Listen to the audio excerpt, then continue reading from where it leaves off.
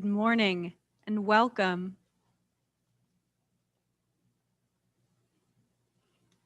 Thank you for joining us here on our virtual broadcast at First Unitarian Church of Toledo. We're glad to see you on YouTube or on Facebook or wherever you find us today. We hope you all are well and taking good care, washing your hands, wearing your mask, and staying socially distant. No announcements today. I do want to remind everyone that if you're not currently receiving our FYI, where you can find out lots of ways to get involved online or in our community virtually, please do let us know. You can type in the comments and someone will make sure to get you signed up. We send those via email or you can find us on Facebook. With that, we'll begin our service with some opening words by Paul Vachon. Good morning. As we come together, let us pause to take stock of the year now concluding. Its moments of happiness and hurt, its times of accomplishment and failure, and its occasions of inspiration and fear. We add these experiences to the tapestries of our years, and we look bravely and hopefully towards a new horizon. As we light our chalice today, we hear these words by Stepan Mariowski. For millennia, the fire has been in the center of human communities. Our ancestors used it to gather around. Today, we are assembling around this flame to renew our community. May the flame of our chalice make this community warmer and stronger.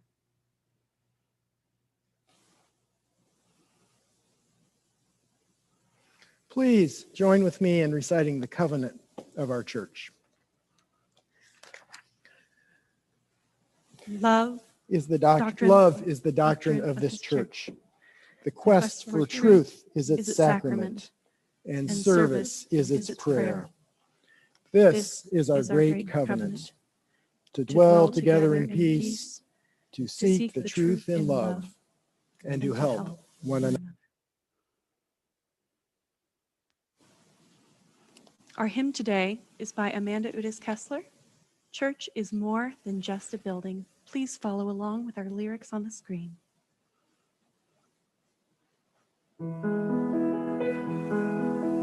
Church is more than just a building, more than wood or metal or brick.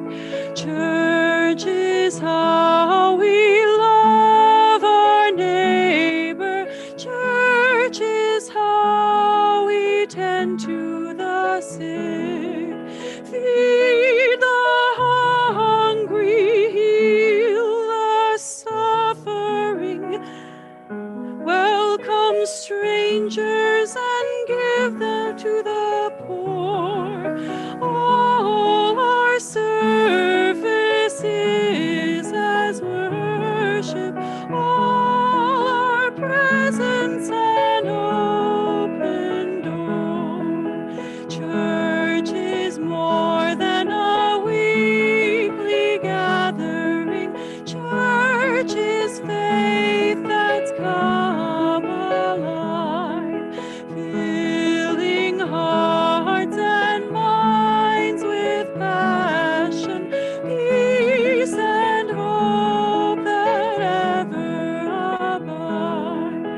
Even as the building's empty, we are touched by the deepest of grace. When the Holy lives within us, we are in a holy place. We're the church, the path we follow, showing care to those in pain. In the midst of fear and sorrow, we're the church and here we'll remain. Seeking justice, loving kindness, singing praises in all that we do. Church is more than just a building. It's our work toward a world made new.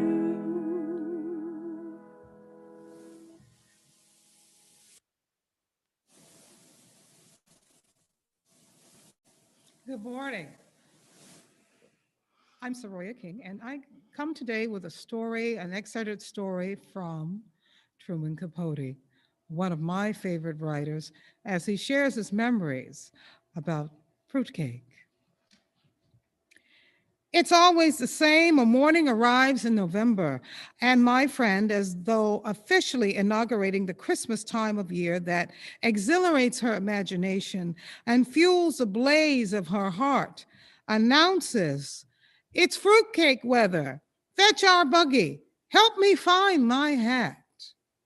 3 hours later, we are back in the kitchen, hulling a heaping buggy load of windfall pecans. Our backs hurt from gathering them. How hard they were to find, the main crop having been shaken off the trees and sold by the orchard's owners, who are not us.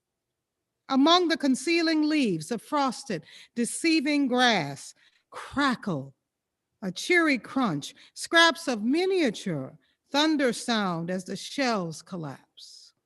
And the golden mound of sweet, oily, ivory meat mounts in the milk glass bowl. Queenie begs to taste, and now and again my friend sneaks her a mite, though insisting we taste. And though insisting we taste while depriving ourselves. We mustn't, buddy. If we start, we won't stop. And there's scarcely enough as there is for 30 cakes. The kitchen is growing dark. Dusk turns the window into a mirror. Our reflections mingle with the rising moon as we work by the fireside in the firelight.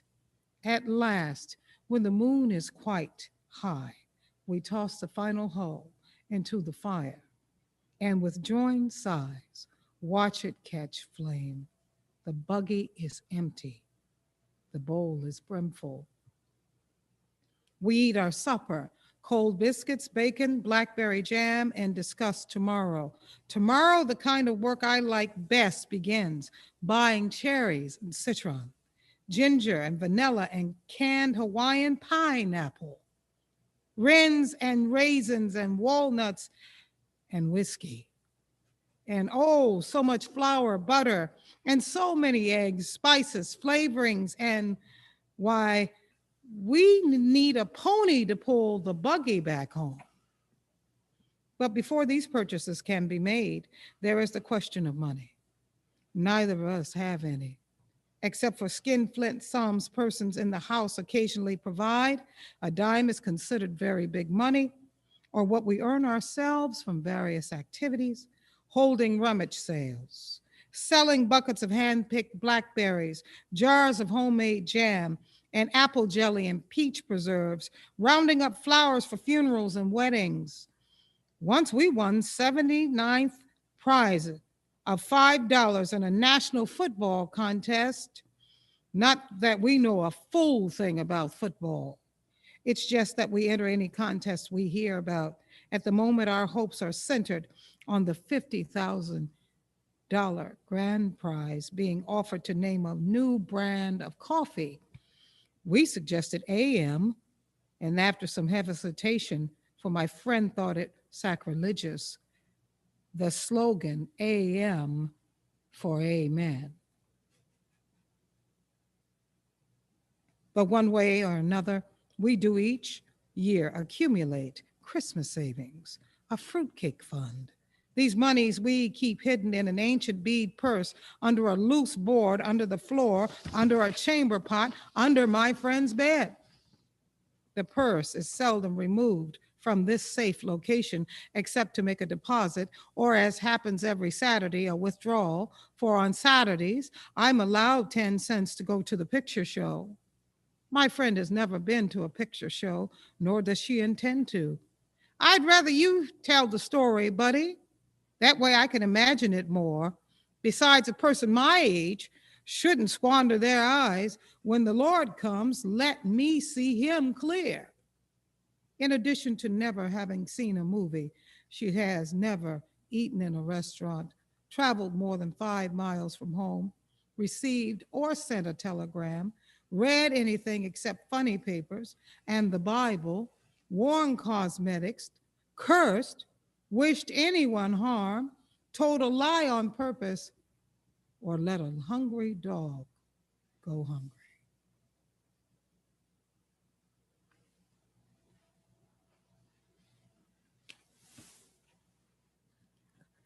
Our anthem today is a children's song. It's called One More Step. I find it very appropriate at the beginning of a new year to consider your resolutions and remember moderation.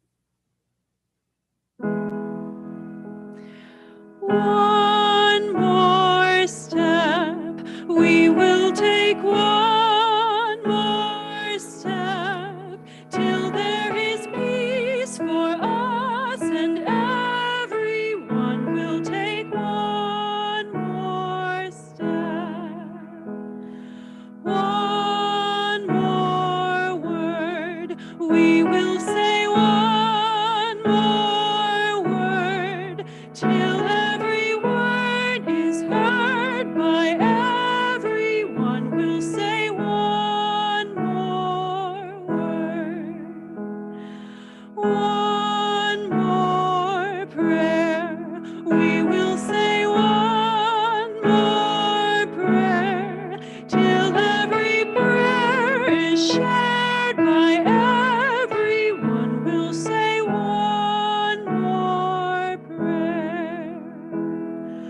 One more song, we will sing one more song till every song is sung by everyone. We'll sing one more song.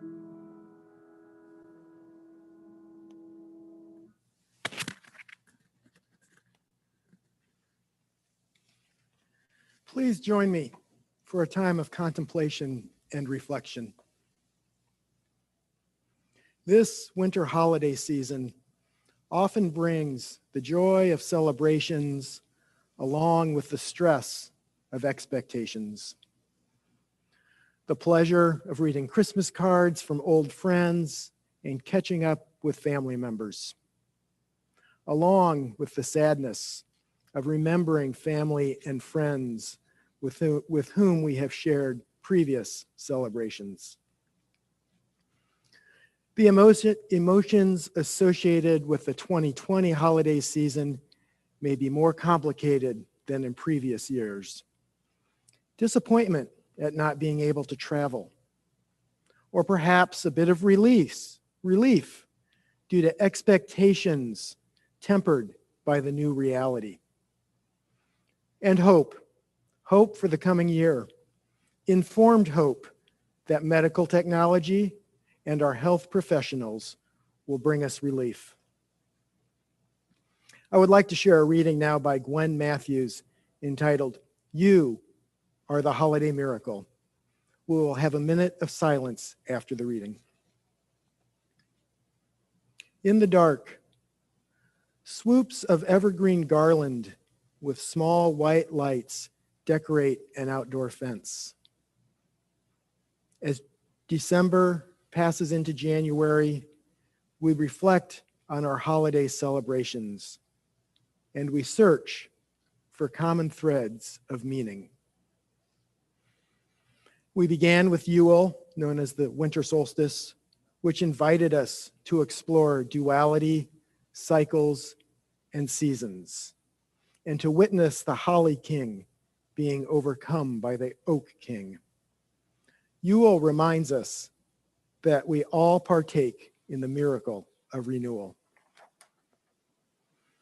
Hanukkah, the festival of lights, commemorates a time of miracles when the faith of the Jewish people sustained them to reclaim their holy temple and keep the light of the menorah burning for 8 days. Christmas, the celebration of Jesus' humble birth in a manger, offers us to revisit the miracle of birth and the desire to find saviors to heal the scars of humanity. Here in our church, you are just as much a holiday miracle as the turning of the earth, as persistence and dedication to a faith, as the creation of each new life. We see the love you give to others, the space you create to hold one another's joys and sorrows, and the generosity and spirit you entrust to this community. You are the holiday miracle. This community is one of miracle makers.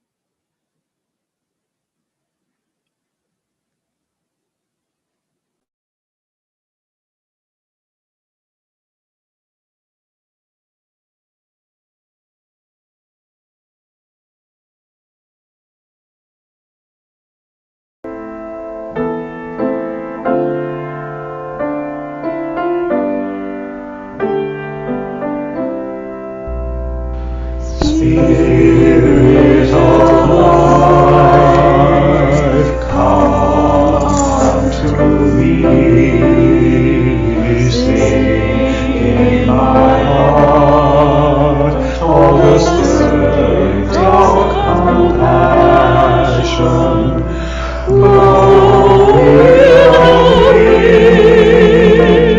Rise in the sea, moving the hand, giving life the shape of justice.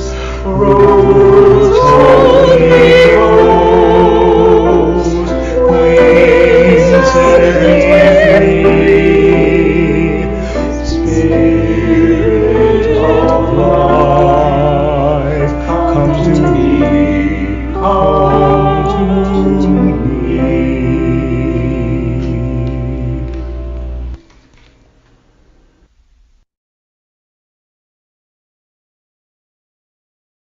Reading is How Did the Fruitcake Become a National Joke, and Can It Be Redeemed? By Will Fulton. We all know what a fruitcake is, or at least we think we do. Culturally, it's a holiday punchline, a maligned icon, an unpalatable loaf on your Aunt Ruth's dessert table. It's the subject of a joke that somehow all of us have inherited and continue to repackage and deploy every Christmas. The food has seen more cliches than kitchen tables for the better half of a century, but few people under 30, or at least the friends I asked, have even tried a fruitcake, much less hated the taste enough to inspire such seasonal vitriol. And none of them have even have an Aunt Ruth. Virginia Glass, pastry purveyor, and Dr. Amy Bentley, NYU professor of food studies, believe that much of the resentment towards fruitcake stems from the disconnect of what fruitcake actually is versus what Americans have come to believe it is. In their opinion, redemption will only happen if the dessert can be redefined. The practical definition of a fruitcake isn't particularly nuanced. It's composed of a bread base, dried or candied fruits and/or nuts, and alcohol. A true fruitcake must contain alcohol. It can have a myriad of spices and flavorings, but as long as it's composed of these three essentials, it's a fruitcake. Shape, whether it's a log, a bundt cake situation, or something else entirely, makes no difference. According to Professor Bentley, the big trick is getting people to actually try good homemade fruitcakes. Fruitcake is truly a cake that comes out of love. If you make it right, it takes literal days. You should soak the fruit for days at a time to make sure they are plump and moist. In fact, one of the reasons mass-produced fruitcakes are so dry is because the fruit inside hasn't been soaked long enough, and it sucks up the moisture from the bread itself. But really, if you're going to make a fruitcake for someone, that person must really mean a lot to you because of the effort involved. It's a notable dessert for this reason, and it deserves another shot. December is a busy and festive month due to a number of holidays, including Yule, or summer solstice, Hanukkah, Christmas, and Kwanzaa. There are also two newer celebrations created by UU congregations called Chalaka and Illuminations, spelled with two U's, of course. Sadly, today, December 27th, National Fruitcake Day, is typically overlooked amongst these other events. Even Festivus, the parody holiday popularized on the Seinfeld television series, gets more recognition than National Fruitcake Day. So today, I want to fight back. That's right. I want to fight back against what seems to be a war on fruitcake. Fruitcake has a long history, a history which has been flavored by elitism, as well as the bitter taste of racial oppression. One of the earliest known fruitcake recipes dates back to ancient Rome and includes pomegranate seeds, pine nuts, raisins, all baked into a barley mash. In the Middle Ages, cooks added honey, spices, and preserved fruits. Sugar, produced by people enslaved on plantations in the Caribbean and American colonies, became more available in the 16th century. During that same time period, culinary workers learned that fruits could be preserved with high concentrations of sugar. Thus, these two developments crystallized in the use of candied fruit in cooking and making fruitcakes more affordable and accessible. The definition of fruitcake is rather vague because various countries have developed different versions depending on available ingredients and tradition.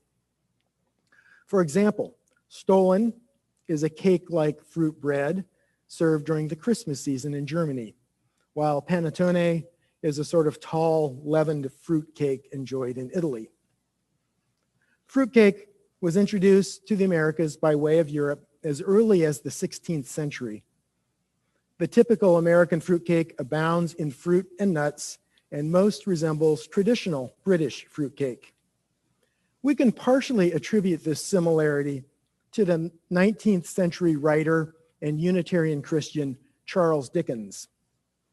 According to food waste scholar Dr. Lucy Long, Charles Dickens had a huge influence on Christmas traditions in the United States. Americans who waxed nostalgic for British ancestry adapted those patterns and invented new customs. The plum pudding, served by Mrs. Cratchit in A Christmas Carol, can be described as a wetter version of fruitcake. Plum pudding is steamed rather than baked, but otherwise has many of the same ingredients as fruitcake. The word plum in this dessert actually refers to the profusion of raisins. However, Dickens may also bear some of the blame for the negative image of British-style fruitcake. Apparently, in the novel Martin Chuzzlewit, fruitcake was described as a geological homemade cake. Mail-order fruitcakes became available in America in 1913, which eventually led to their popularity as holiday gifts. In 1935, the term nutty as a fruitcake was coined as a result of excess nuts which some Southern bakeries added to their fruitcakes due to the availability of inexpensive nuts. Many traditional fruitcake recipes include liqueurs or brandies to add a richer flavor and possibly to act as a preservative. Some fruitcake makers wrap their fruitcakes in brandy-soaked linens. I had an English coworker who maintained that the only proper method for preparing the Christmas fruitcake is to bake it in October, wrap it up, and then add a teaspoon of brandy every week. It takes time to develop flavor and texture. There are at least 2 individual fruitcakes with noteworthy histories. In 2014, the Asheville Citizen-Times reported that Frederick Cothran, age 96, discovered a tiny gift box in a trunk, which he had inherited from his aunt, who had been a cook at the Biltmore House in the 1920s and 30s. The current Biltmore Collections manager, Laura Overby, was intrigued by this artifact, which at first sight seemed to contain a 90-year-old piece of cheese. She determined that the gift box came from the 1924 wedding of the heiress Cornelia Vanderbilt to John Cecil, a British diplomat. Ms. Overby also found a letter in the archives indicating that everybody who attended that wedding got a little white box with their name on it with a piece of fruitcake. Apparently, this event continued a tradition that has been common in the British royal family and aristocracy for centuries: fruitcake as a wedding cake. Ms. Overby determined that it would not be professional to evaluate this artifact by taking a nibble. So she simply measured it, sealed it carefully in a plastic bag, and placed it in the Biltmore House Collections Department freezer, where it remains for permanent storage. In 2017, Archaeology magazine included a fruitcake as one of its top 10 discoveries of the year. In this compelling find, a team from the Antarctic Heritage Trust found a Huntley and Palmer fruitcake in a hut that had been used by different explorers. This particular fruitcake was probably left behind by Robert Falcon Scott's ill-fated Terra Nova expedition in 1912. Scott successfully led a party of 5 to the South Pole, but they perished on their return trip to base camp. This century-old fruitcake and other objects recovered from the hut will undergo conservation treatment and then be returned there, since the hut is part of the Antarctic Special Protected Area. Apparently, present-day explorers love a good fruitcake. It's an ideal high-energy food for Antarctic conditions and is still a favorite item on modern-day trips to the ice. The cake's sheer density probably helps people doing outdoor work in the Antarctic because they need about 5,000 calories a day. I want to acknowledge a few allies in my fight against the war on fruitcake. In particular, there are several monastic orders in the U.S. that make and sell fruitcakes. Our Lady of Guadalupe Trappist Abbey in Carlton, Oregon, claims that their dark, solid, flavorful cake is probably the only traditional fruitcake available. For the monks at Assumption Abbey in Ava, Missouri, making and selling fruitcakes has been a saving grace because this oddball industry requires little involvement from the outside world. The Abbey of Gethsemane in Trappist, Kentucky, seems to be the leader in the monastic segment of the fruitcake market by producing 90,000 pounds of fruitcakes per year. They make a point on their website of proudly disclosing the type of bourbon they use. The monks do this kind of work because they strive to live by the work of their own hands, and fruitcake enables them to achieve this. Moreover, they are able to work just 4 hours a day so that they can maintain their commitment to prayer, meditation, and contemplation. While the monks aren't trying to dominate the fruitcake market, there might be a little competition between the monasteries. As one abbot stated, there's enough of a demand that there's no business competition, but there is a little brotherly competition. In my battle for the soul of fruitcake, I have concluded that for better or for worse, Unitarian Universalism has some similarities to fruitcake. Just as making a good fruitcake requires time and regular tending, it has taken me years of reading, listening, and reflection to deepen my understanding of our 7 UU principles. For example, our 4th principle states that we affirm and promote the free and responsible search for truth and meaning. This principle means that UUs do not need to profess specific beliefs about the existence or nature of God, or sin, or salvation, or the end times. We do not need to defer to church elders or ecclesiastical leaders or other authorities. However, it is easy to flippantly misinterpret this principle as something like, you can believe whatever you want.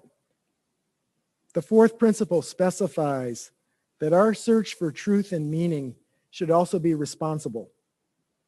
If my truth relies on stereotypes or demeans other people, then it is not responsible.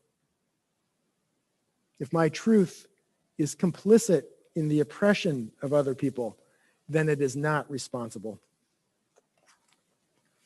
In a similar way, it has taken me time and a lot of tending to understand some implications of our 7th principle, respect for interdependent web of all existence of which we are a part. The relevance of this principle to nature was clear to me early on. The relevance to anthropogenic climate change is also clear to me.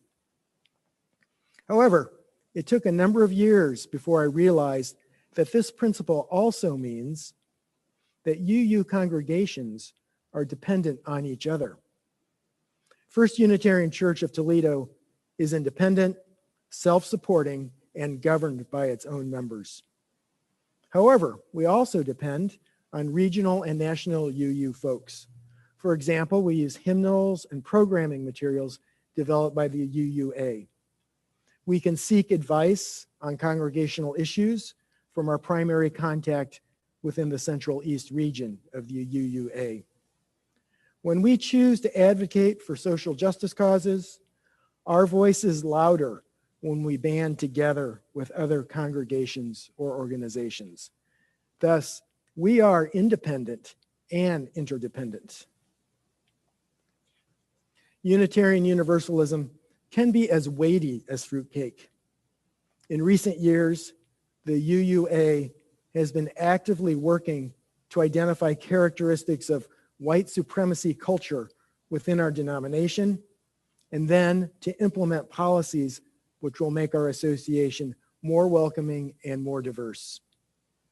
On a personal level, reflecting on my internal prejudices and assumptions about race and class can feel heavy. Working to understand systemic racism and classism requires mental exertion. Conversely, the density of Unitarian Universalism means that it can provide the spiritual calories which are needed to find solace in difficult times and or to fight for issues of equity and justice. As UUs, we are proud of the contributions we have made to the successes of the civil rights movement and the marriage equality movement. Despite the historic progress in those areas, we will need strength to continue the ongoing work for racial justice, for changes in our environmental impact, and for the well-being of immigrants and undocumented people in this country. To borrow a metaphor from Unitarian minister Theodore Parker, Unitarian Universalism gives us the strength and stamina to continue bending the moral arc of the universe towards justice. And finally, like fruitcake, our living tradition is best enjoyed and appreciated in the company of family and friends. I'm sad that we can't be together this year, but I am hoping that my mail order Trappist fruitcake will give me the spiritual strength to carry on. Blessed be and amen.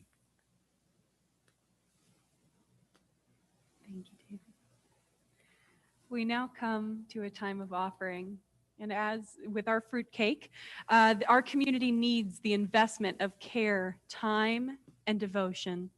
Our mission at First Unitarian Church of Toledo is to foster spiritual growth and compassionate action. If you're able, your contributions are critical to sustaining our mission. Please find the link in the comments, uutoledo.org/connection/donate. And even if you're not in a space to donate today, please do check out our website. There's a lot of great information on who we are, what we do, and how you can get involved. If you prefer paper donation, we also have our address available here on Glendale in the YouTube description. Next week at First Unitarian of Toledo, we will have Spiritual Adventures Sunday morning at 10 a.m., so please tune in for that. And at 11 a.m., Reverend Tim will lead the worship service, and the sermon is entitled Index 101. Sounds very intriguing to me. Please do join us for coffee hour immediately after service. It's a social time on Zoom where you can fill up a cup of coffee, have a snack, and say hello to everyone as we might have in Fellowship Hall. That Zoom meeting code and password are also in the description box on our YouTube channel. I have these closing words from Cynthia Landrum. We leave this gathered community, but we don't leave our connection, our concerns, our care for each other. Our service to each other, to the world, and to our faith continues. Until we are together again, friends. Be strong, be well, be true, be loving. Our sending of the flame today is It Becomes More by Amy Zucker Morgenstern. An unlit chalice on a church altar. When we take the fire from our chalice, it does not become less, it becomes more. And so we extinguish our chalice, but we take its light and warmth with us, multiplying their power by all of our lives and sharing it with the world.